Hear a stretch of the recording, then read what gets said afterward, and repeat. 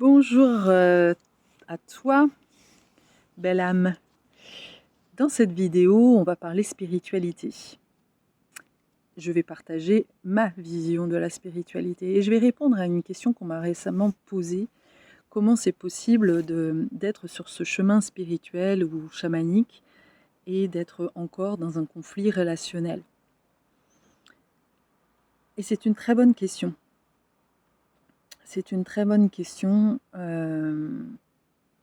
Comment deux personnes qui sont sur ce chemin spirituel et chamanique peuvent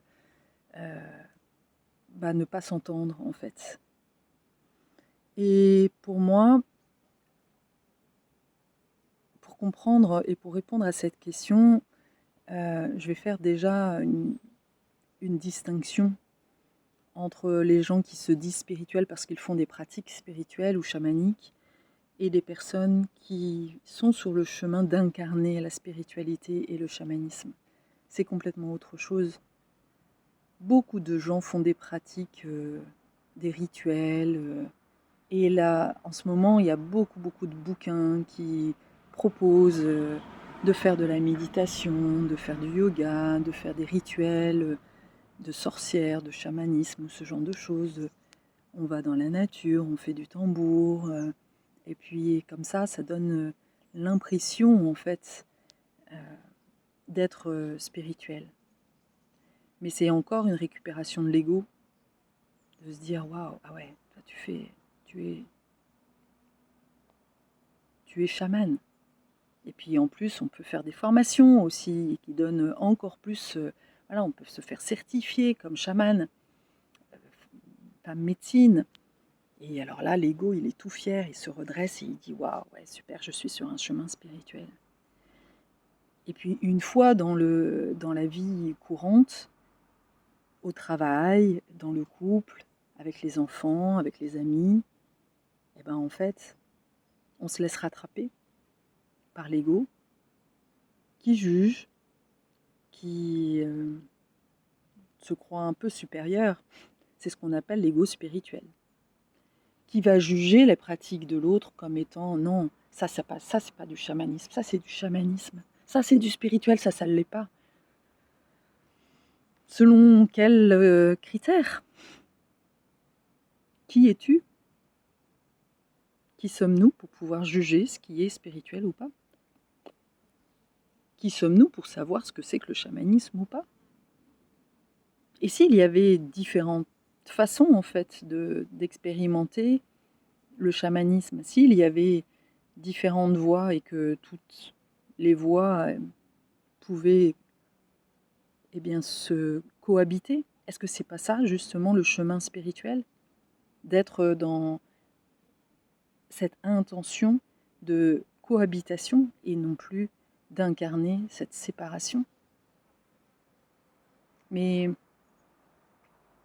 de garder en tête cette vision de l'unité et de non-séparation, elle demande un vrai effort.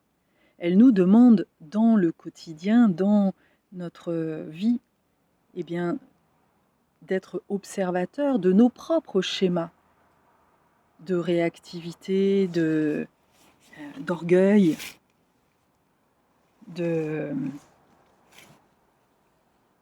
de jugement, et de travailler dessus. Et ça, voilà, c'est ça le chamanisme, c'est ça la spiritualité pour moi, c'est vraiment de revenir à soi, d'être présent à soi, et de ne plus laisser l'ego projeter ce qui te dérange sur les autres.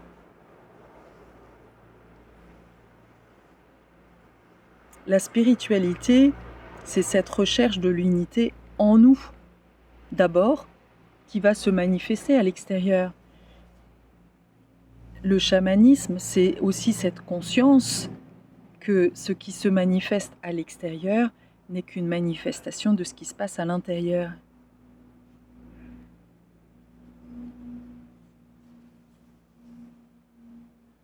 Mais encore une fois, c'est souvent plus facile d'aller critiquer l'extérieur. Et la critique, en fait, elle vient souvent mettre en lumière une peur. La peur de se tromper, la peur...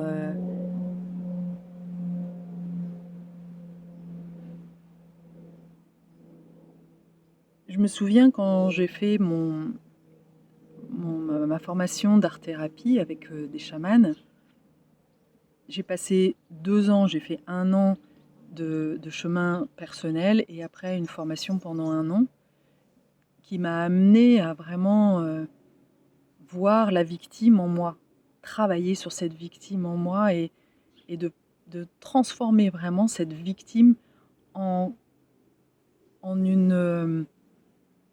en de la responsabilité en fait, en prenant mes responsabilités, en devenant vraiment autonome et responsable. Et c'est certainement pas un hasard si au bout des 2 ans, je me suis retrouvée en face de mes 3 enseignants qui m'ont dit: «Carole, toi, tu ne peux pas continuer le chemin, tu ne peux pas rejoindre en fait la communauté des 9 souffles parce que tu es trop yang pour le faire». Alors ils ne m'ont pas complètement exclu, mais ils m'ont dit: «Voilà, si tu veux le faire, tu devras être accompagné par quelqu'un d'autre parce que tes enseignements sont trop puissants». Waouh, c'est un truc de fou quand même. Alors, c'est d'autant plus un truc de fou que pendant 2 ans, la problématique essentielle, principale sur laquelle je bossais, c'était justement mon masculin qui me faisait tellement peur.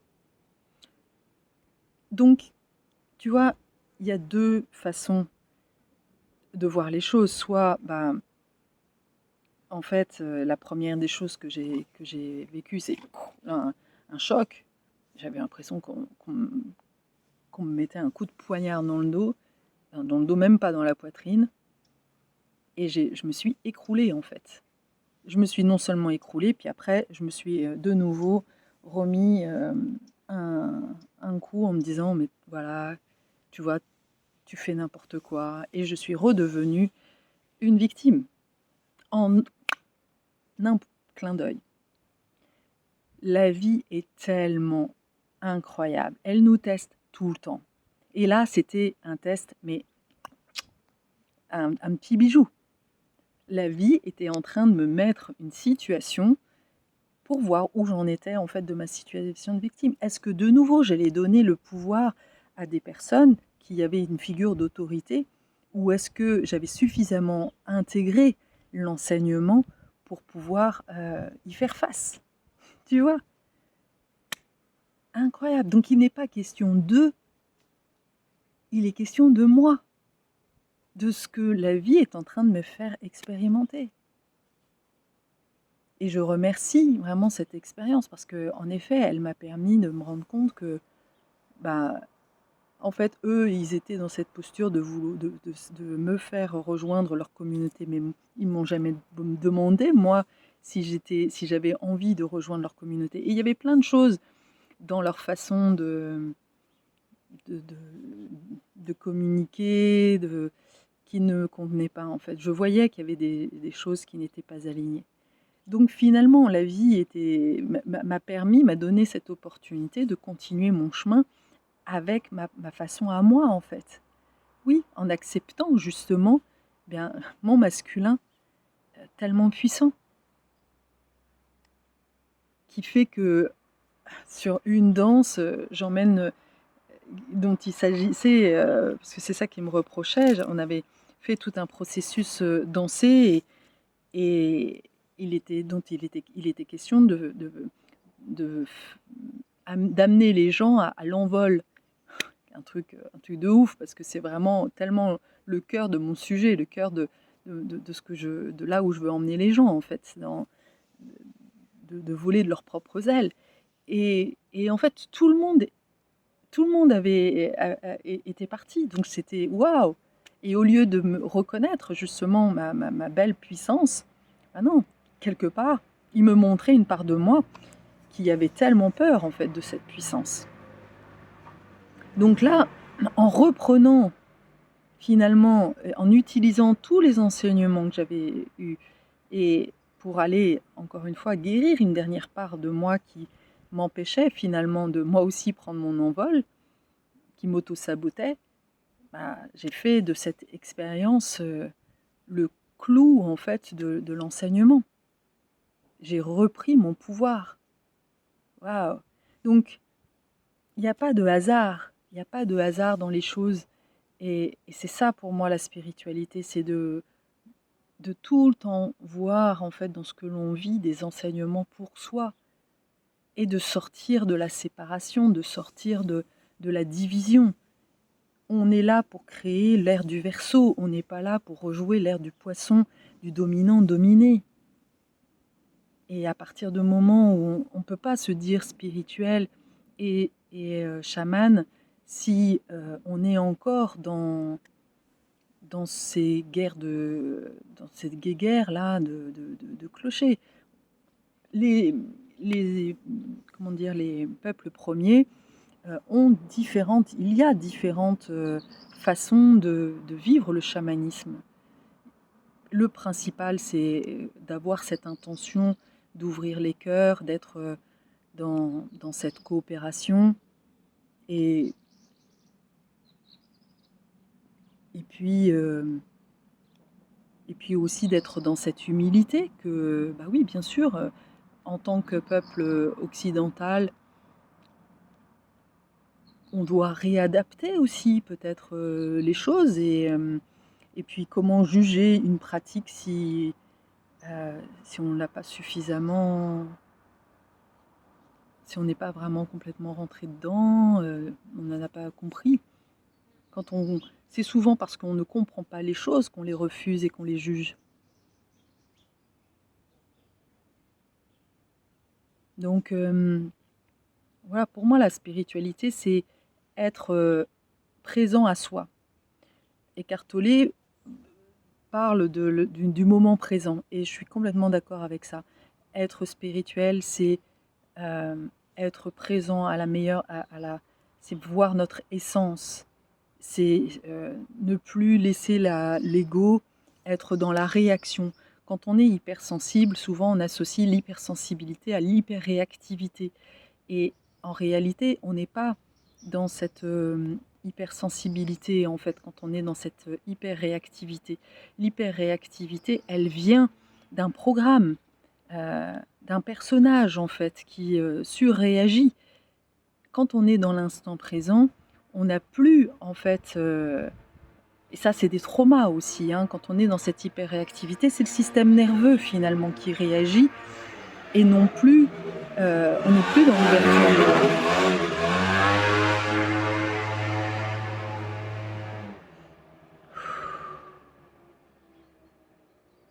Voilà.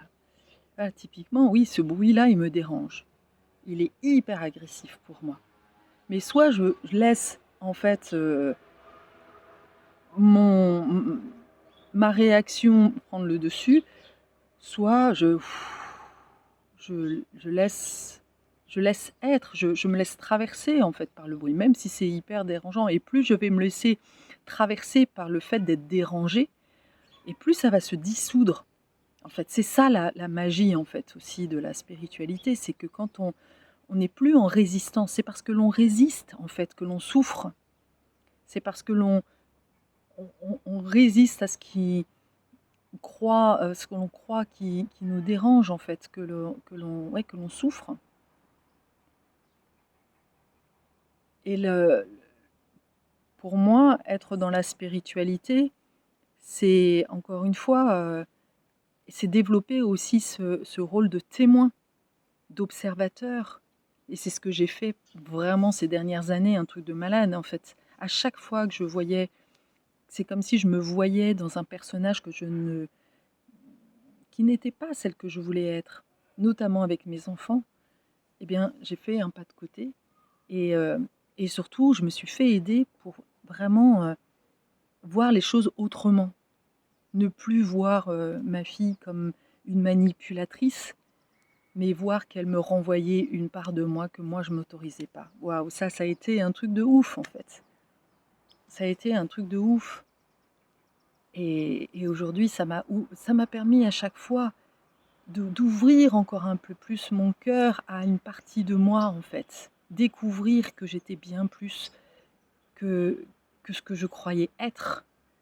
Et c'est vraiment une expérience.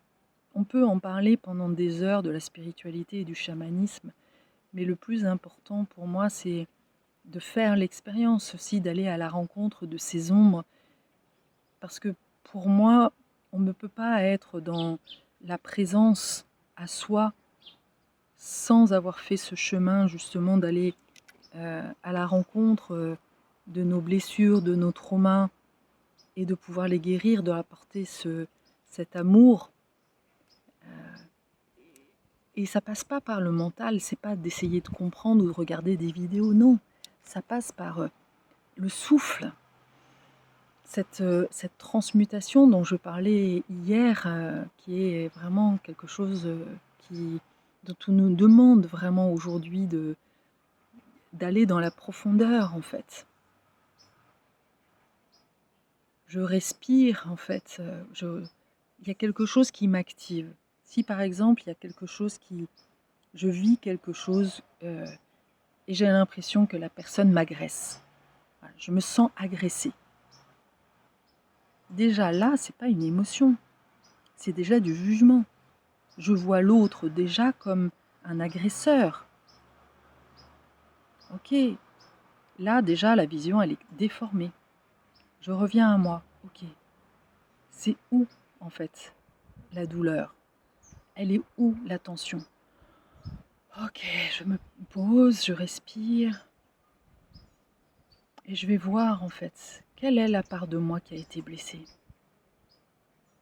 Et déjà là, tu vois, je suis plus au même endroit, je suis plus en train de voir l'autre, je suis en train d'aller à la rencontre de moi-même, de la part de moi qui a été blessée. Et je respire dedans. Et je lui donne de la place. Et je laisse peut-être un événement émerger. Souvent, c'est relié à un autre événement, en fait. C'est comme une répétition. La vie nous met tout le temps dans des situations de répétition pour pouvoir guérir nos traumas, notre karma. Donc je laisse venir en fait cette situation et je vois, je me demande j'ai quel âge en fait quand je vis cet événement-là.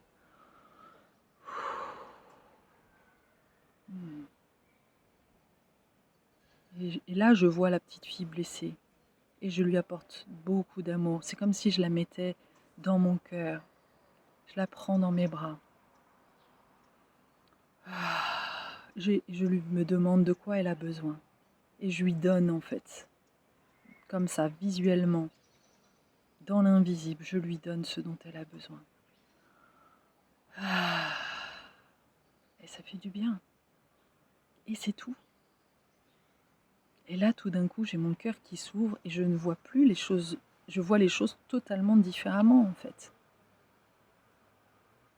Tu vois, pour revenir à l'événement de mon art-thérapie, bien évidemment, les personnes, mes formateurs, eh bien, n'étaient que le reflet de mes parents qui finalement m'ont toujours jugé d'être trop spontanée, d'être une effrontée, donc d'être dans ma puissance. Donc j'ai construit une croyance que si je suis dans ma puissance, je suis rejetée. Et donc, pour valider cette croyance et pour quelque part justifier ça de la part de mes parents, eh bien j'ai dû le répéter, jusqu'à comprendre que c'était une croyance qu'il me fallait transformer. C'est ça la spiritualité. C'est ça la spiritualité. Ce n'est pas passer des années chez un psy pour essayer de comprendre et de redonner la responsabilité à tes parents de ce qui s'est passé. Non, non. C'est la grande différence entre ce que je fais et d'aller chez un psy. Le psy, ou le psychiatre, il va t'amener à revisiter ta vie en long, en large et en travers, mais ça ne transformera rien dans ta vie présente. Ça ne changera rien dans ta vie présente. la vision spirituelle, avoir une vision spirituelle, c'est avoir une vision évolutive de la vie. Que la vie te veut du bien, que la vie va de l'avant et qu'il y a quelque chose à retirer en fait de tout ce que tu as vécu. Si tu as vécu même, et c'est vrai que c'est très compliqué de se dire, bah oui, j'ai été maltraitée, j'ai été même violée, de redonner du sens à un viol, c'est très compliqué, ça demande vraiment d'aller guérir en fait des parts de soi. Et tout le monde n'est pas capable de l'entendre, hein. Tout le monde n'est pas capable en fait d'aller voir en fait qu'on a été violé. Ça peut être insupportable en fait pour l'ego. Et donc on préfère passer notre vie à ce moment-là à projeter l'agresseur à l'extérieur plutôt que de se reconnaître comme une victime et de voir à la fois que cette victime peut de nouveau finalement prendre et que tu as vécu cette victime pour justement assumer ta pleine puissance, assumer ta lumière, parce que c'est par l'énergie en fait du pardon. Le pardon est une des vibrations les plus hautes. Et j'adore parce que le soleil vient à chaque fois comme ponctuer. Oui, c'est ça. C'est ça. Et oui. Nous avons à faire ce travail de transmutation à l'intérieur. On attend souvent le pardon de l'autre, mais nous avons à nous pardonner d'abord. C'est ce travail vraiment d'alchimie intérieure que nous devons faire, de transmutation dont je parlais hier, des karmas. On doit faire ce travail, nous, avec nous-mêmes, en fait. Prendre conscience que notre âme a fait le choix, en fait, de cette incarnation pour transmuter et devenir une meilleure version d'elle-même. Nous sommes une espèce en évolution et qui a vraiment, par cette ouverture de cœur, alors tu peux vraiment voir que les épreuves, elles ont du sens en fait.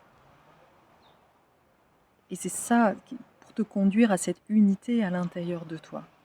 Pour construire cette ère du Verseau, l'ère du Verseau, l'ère de la coopération, elle démarre d'abord par un chemin individuel. C'est ça la spiritualité, le chamanisme. C'est être aussi dans cette acceptation.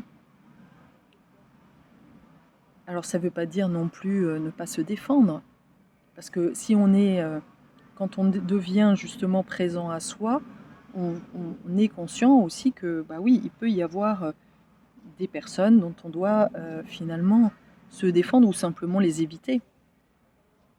On doit aussi reprendre notre responsabilité de choisir, faire des choix. C'est ça la spiritualité aussi. Et c'est une spiritualité ancrée dans la matière. Pour moi, la spiritualité, elle s'incarne. Sinon, c'est du bullshit. Ça reste du développement personnel où, encore une fois, on est dans l'illusion que l'on est une personne bien, mais on ne l'incarne pas. Ce qui est la façon, en fait, la plus objective, en fait, de voir si on est un être spirituel, c'est de voir comment on réagit, en fait, face aux agressions, aux épreuves de la vie. Moi, j'ai pu me rendre compte le jour où, il y a 1 an et demi, où j'ai eu un accident vraiment hyper fort, en fait, où j'ai failli, où j'aurais pu mourir. Ma voiture a fait des pivots comme ça, j'étais en plus avec mes enfants, et je suis sortie de la voiture, c'était un truc de ouf, même mes enfants, ils en revenaient pas. Je suis sortie de la voiture, il y avait des oies, en fait, qui traversaient, et j'étais là, je m'en foutais, en fait, de l'accident, j'étais même pas choquée, j'étais dans cette confiance, j'étais ancrée, j'étais connectée, et donc j'étais vraiment, voilà, l'accident, il était passé, et là j'étais déjà passée à un autre moment, et j'admirais les oies, et je voyais que leur message, en fait, c'était, pour moi, je voyais les dieux qui étaient là, les anges qui étaient là avec moi, et je savais que j'étais protégée. C'était là, waouh, un moment, mais de grâce. C'est ça, en fait, la spiritualité. C'est vraiment vivre chaque moment comme des moments de grâce. Et, et ça se passe à travers, en effet, cet ancrage, cette connexion. Et là, je souris parce que je sais que ça va parler à certains, et à certains même en particulier. Et je fais un petit clin d'œil, voilà. Mais c'est vrai que c'est l'ancrage et la connexion. Donc c'est pas la spiritualité n'est pas quelque chose d'éthéré, c'est quelque chose de profondément terrien et donc matériel. C'est cette association de la matérialité et de quelque chose de divin.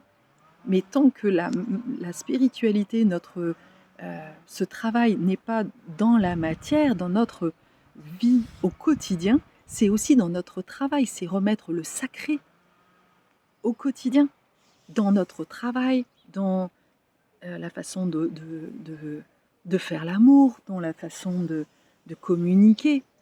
C'est remettre le sacré à tous les endroits. On ne peut pas dire, en effet, c'est complètement contradictoire d'être, quand on est dans le jugement, quand on est dans la division, on est redescendu au monde profane. On n'est plus connecté à plus grand. On est de nouveau dans l'ego.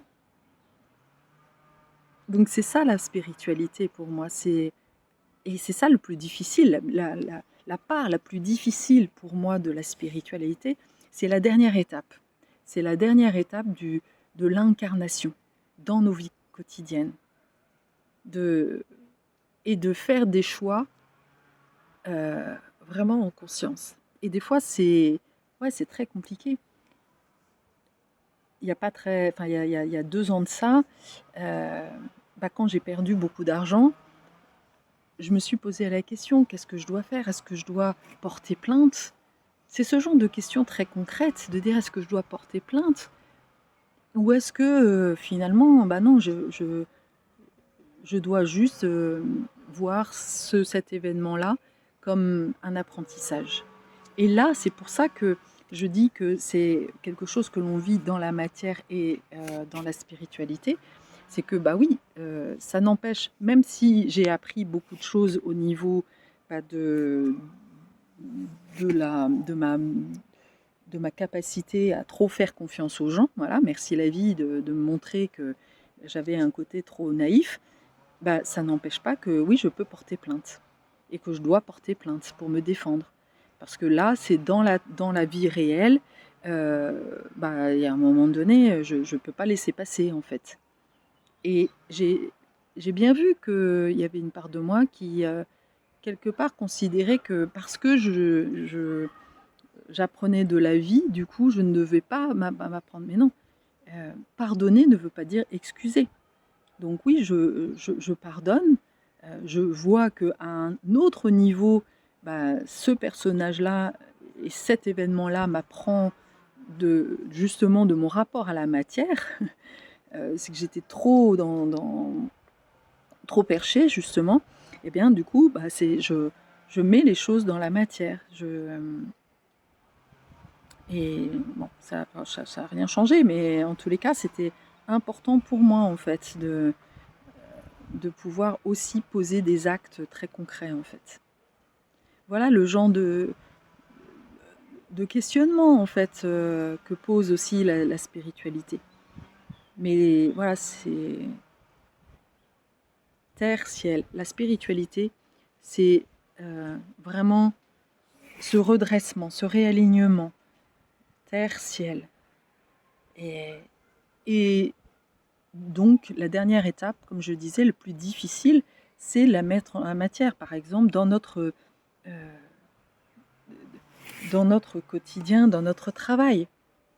Pour moi, les personnes qui font du chamanisme et qui continuent à travailler pour des boîtes qui détruisent l'environnement ne sont pas alignées. Ils peuvent se dire femme médecine, mais il y a un problème en fait de cohérence. Pour moi, encore une fois, mais c'est ma valeur aussi d'intégrité et d'exemplarité, de congruence. C'est un mot que j'ai toujours adoré. Cette congruence, j'ai besoin de cette congruence. Et c'est pour ça qu'il y a un moment donné dans ma vie où j'ai senti que je n'avais pas d'autre choix en fait que de partir en fait de ces sociétés dont je ne partageais pas les valeurs pour incarner ma spiritualité dans ce que je fais en fait à tous les niveaux de ma vie. C'est mon chemin encore une fois. Tout le monde n'est pas sur ce niveau d'exigence. Moi, c'est mon exigence à moi en fait. C'est l'exigence que je me suis mise et voilà, ça ne me regarde que moi. Voilà. N'hésite pas si tu as des questions par rapport à ce sujet, sur la spiritualité, je serais vraiment ravie de pouvoir répondre. Euh, j'aime beaucoup vos commentaires, ils me font du bien, ils me permettent aussi de me sentir plus connectée, plus en lien avec vous. C'est mon but aussi qu'il y ait un retour, ce retour-là, aller-retour, on est égaux, hein, et c'est ça qui est important pour moi, de pouvoir intégrer chacun, chacune sur son chemin et si je peux apporter un petit coup de pouce, une vision, parce que je sais que tout le monde ne partage pas cette vision et je crois que plus nous serons là ensemble à partager cette vision, plus elle aura d'impact. Voilà. À bientôt.